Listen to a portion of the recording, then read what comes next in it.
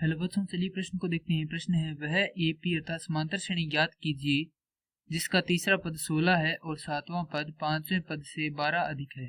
प्रश्न को हल करने से पहले हम इसकी मुख्य अवधारणा पर विचार करते हैं। तो प्रश्न के लिए मुख्य अवधारणा हो जाएगी समांतर श्रेणी। अर्थात हम यहाँ पर पहले यह देखेंगे कि समांतर श्रेणी क्या होती है, उसकी परिभाषा क्या होती है। तो समांतर श्रेणी की परिभाषा हो जाएगी वह अनुक्रम जिसके प्रत्येक दो क्रमागत पदों का अंतर समान रहे, समांतर श्रेणी कहलाती है। यदि इसके प्रारूप की बात करें तो वह इस प्रकार होगा, ए प्रथम, ए द्वितीय, ए तृतीय, इस प्रकार यह nवें पद तक ए n हो जाएगी। तो प्रथम पद हम उसे ए द्वारा निरूपित करते हैं, द्वितीय पद को ए जोड़ डी, तृतीय पद को ए जोड़ दो डी, डी जहाँ पर क्या है सार्वंतर है। उसी प्रकार nवें पद को हम निरूपित करेंगे ए जोड़ n घटाव 1 गुणा में डी। अब चलिए प्रश्न को हल करते हैं। प्रश्न में दिया गया है कि तीसरा पद, अर्थात यदि हम nवें पद के बारे में देखें, nवें पद के बारे में, तो nवें पद के लिए सूत्र होता है ए जोड़ n घटाव 1 गुणा में डी।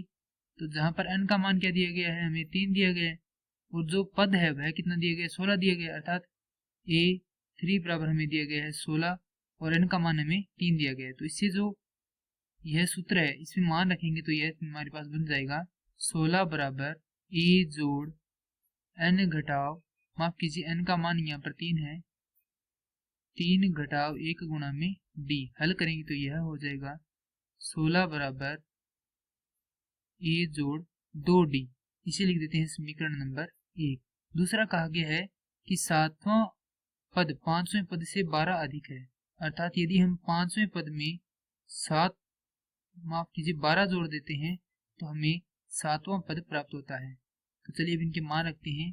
a5 के लिए मान होगा a जोड़ n का मान हमारे पास 5 है, 5 घटाव 1 गुणा में d प्लस में 12 बराबर a जोड़ 7 घटाव 1 गुणा में d। हल करेंगे तो यह हो जाएगा a जोड़ 4d जोड़ 12 बराबर a जोड़ 6d। यहाँ से a से a कट जाएगा और इस 4d को हम पक्षांतरण करते हैं तो यह हो जाएगा 12 बराबर 6d घटाव 4d। तो यह हो जाएगा 2d बराबर 12। अतः यहाँ से d का मान आ जाएगा हमारे पास 6। अर्थात हमारे पास सार्वंतर का मान कितना है, 6 है। अब हमें प्रथम पद ज्ञात करना है, अर्थात a का मान ज्ञात करना है। तो हम क्या करेंगे, जो d है उसका मान रख देंगे समीकरण नंबर 1 में। तो यहाँ पर लिखेंगे समीकरण 1 से 16 बराबर a जोड़ 2 गुना 6, तो 16 बराबर a जोड़ 12। a का मान यहाँ से हल करने पर हमें 4 प्राप्त हो जाएगा। अतः हम कह सकते हैं कि प्रथम पद कितना है, हमारे पास 4 है, d हमारे पास है सार्वंतर। तो द्वितीय पद को ज्ञात करेंगे तो वह हो जाएगा a द्वितीय बराबर होगा a जोड़ d, तृतीय पद होगा a जोड़ 2d, चतुर्थ पद होगा a जोड़ 3d।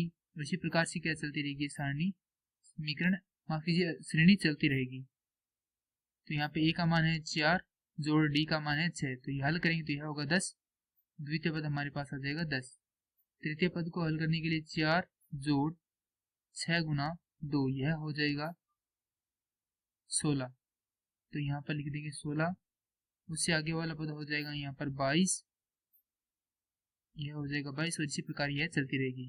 अतः वह श्रेणी हो जाएगी 4, 10, 16, 22, इस प्रकार से चलती रहेगी।